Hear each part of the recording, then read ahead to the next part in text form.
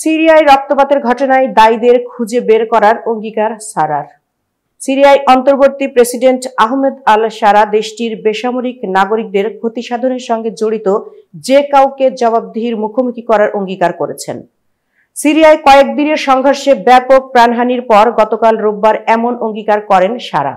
অভিযোগ আছে, গত কয়েকদিনে সিরিয়ার নিরাপত্তা বাহিনী সংখ্যালঘু আলাউইত সম্প্রদায়ের শত শত বেসামরিক নাগরিককে হত্যা করেছে। এটি ক্ষমতাচ্যুত স্বৈরশাসক বাশার আল আসাদের সম্প্রদায়। যুক্তরাজ্য ভিত্তিক মানবাধিকার পর্যবেক্ষক সংস্থা Syrian observatory for human rights বলেছে, গত শুক্রবার ও শনিবার পশ্চিম উপকূলে আলাউইত সম্প্রদায়কে লক্ষ্যবস্তু করে চালানো নির্বিচার হত্যাকাণ্ডে 830 জন বেসামরিক নাগরিক নিহত হয়েছেন। সিরিয়ায় বাশার আল আসাদ সরকারের পতনের পর এই সহিংসতার ঘটনাকে সবচেয়ে ভয়াবহ বলে বিবেচনা করা হচ্ছে। তবে সহিংসতায় প্রাণহানির সংখ্যা ঠিক কত তা স্বতন্ত্রভাবে যাচাই করতে পারেনি বিবিসি। এতক্ষণ বার্তা বৈঠকের সঙ্গে থাকার জন্য ধন্যবাদ।